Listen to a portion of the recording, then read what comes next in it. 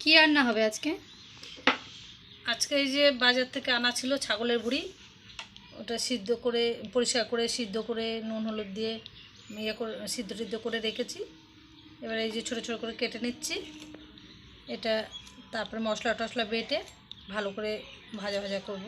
ভালো করে কেটে নিই, কেটে আবার একবার নুন হলুদ দিয়ে আবার ধুবো, দিয়ে পরিষ্কার করে নেব। গরম জল দিয়ে ধোয়া আছে নুন হলুদ দিয়ে।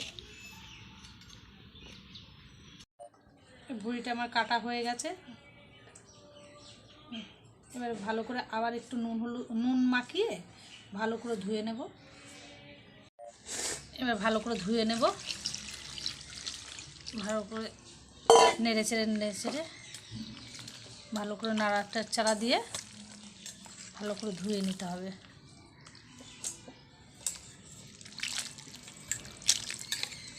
দুবার করে ধুয়ে নেব।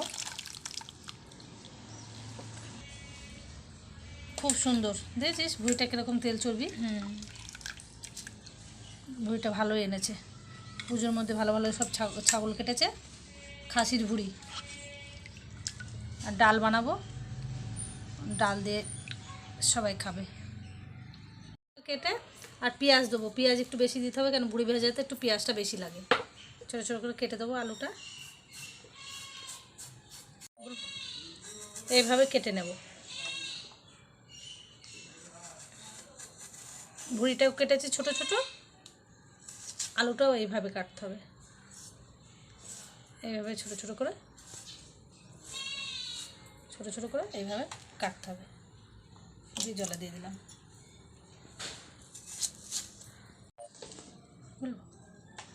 এই যে আমার আলু কাটা হয়ে গেছে, এরকম করে আলুটা কেটে ধুয়ে নিয়েছি, জলে ভিজিয়ে রেখেছি। জল থেকে তুলে নেবো, নুন হলুদ মাখিয়ে রাখবো। আর এই যে পেঁয়াজ, 7-8টা পেঁয়াজ লাগবে, পেঁয়াজগুলো ছোটো ছোটো করে কেটে নেব।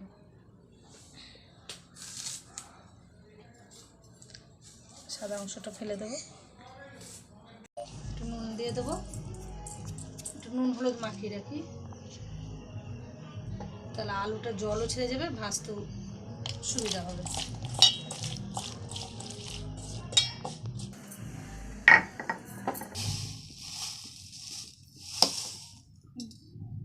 একটু জিরে ভেজে নেবো, জিরে ভাজাটা আগে গুঁড়ো করে নেবো শুকনো শিলে।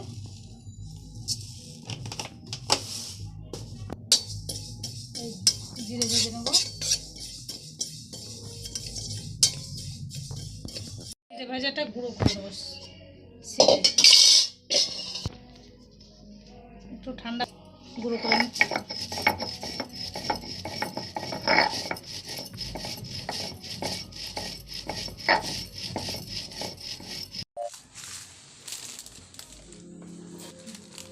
লঙ্কা বেটে নেবো, লঙ্কার সঙ্গে একটু ধনে দিয়ে দেবো।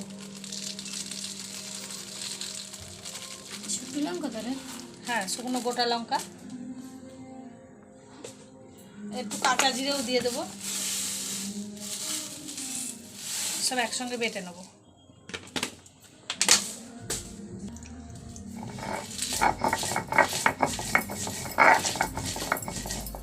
লঙ্কা জিরে একটু রোদে রাখলে পরে মচমচা হয়, বাটতেও সুবিধা হয়।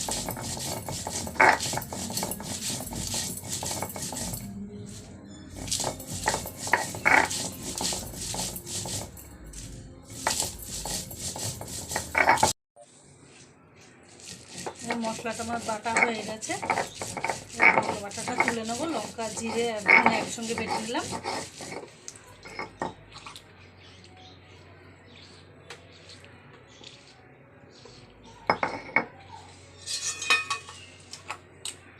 বাটাটা করে নেব,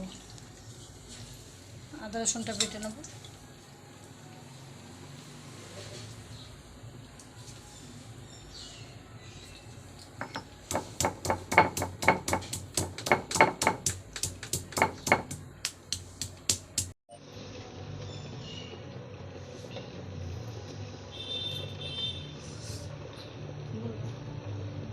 আলুটা ভেজে নেবো আগে। প্রথমে সর্ষের তেল দিয়ে দিলাম, একটু বেশি করে একবারেই দিয়ে দিলাম।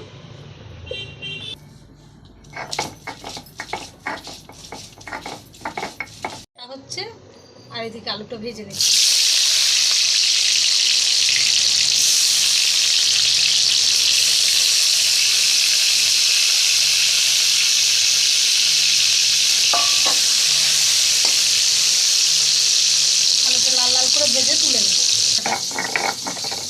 হচ্ছে।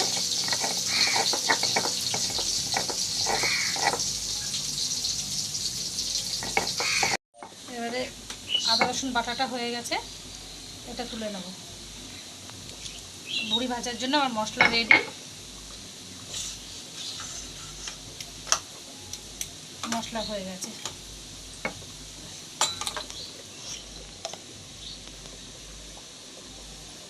এদিকে আমার আলুটাও ভাজা হয়ে গেল, লাল লাল করে ভেজে নিতে হবে। ভাজাও হয়ে যাবে, সিদ্ধও হয়ে যাবে।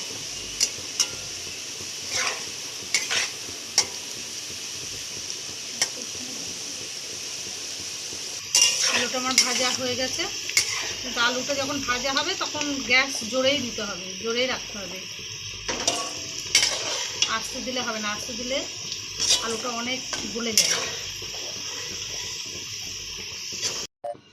তেলের উপরে কটা তেজপাতা দেবো, কটা গরম মশলা দেবো,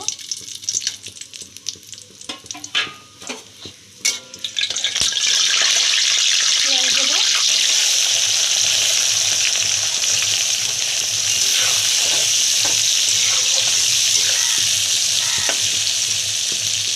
পেঁয়াজটা একটু লাল লাল হয়ে যাক। পেঁয়াজটা ঢাকা দিয়ে দিয়ে একটু লাল করে নিয়েছি।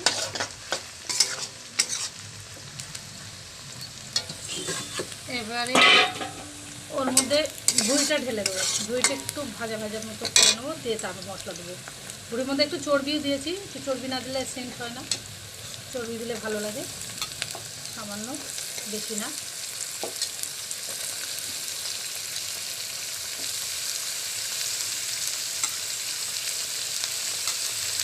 এর মধ্যে একটু লবণ দিয়ে দেবো,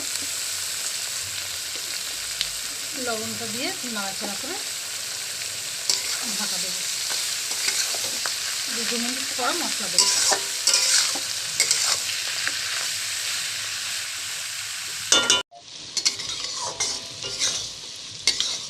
এবারে মশলাটা দিয়ে দেবো।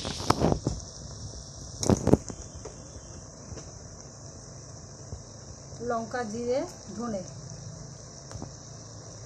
আদা রসুন,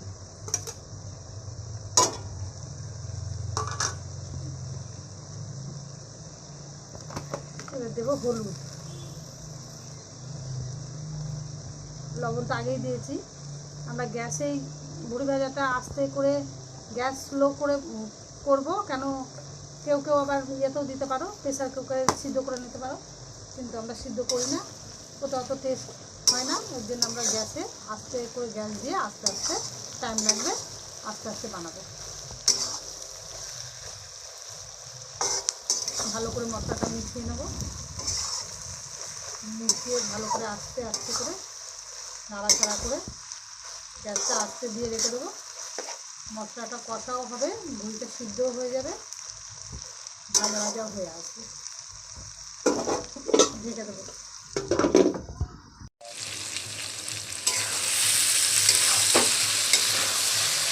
এরকম করে অল্প অল্প জল ছিটা দিয়ে দিয়ে নাড়াচাড়া করতে হবে। ছোটো ছোটো করে কেটে নিয়েছি তো, অল্প টাইমের মধ্যেই হয়ে যাবে।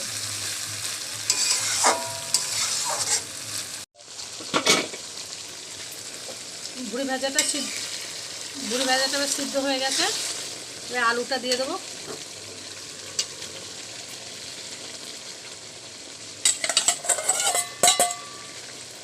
আলুটা দিয়ে দিলাম, আলুটা দিয়ে ভালো করে নাড়াচাড়া করে নিলাম।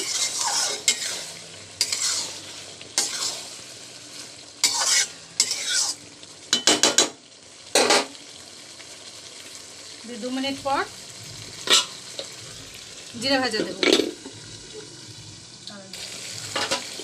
2 মিনিট হয়ে গেছে, আগেই জিরে ভাজাটা দেখিয়ে দিয়েছি, ওই জিরে ভাজাটাই দিয়ে দিলাম।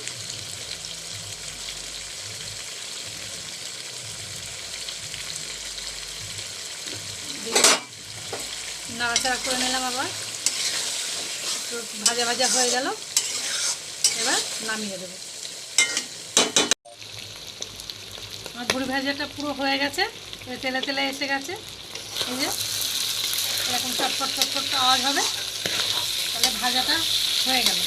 কোনো জল নেই এর মধ্যে, তেলের মধ্যে একদম ভাজা ভাজা।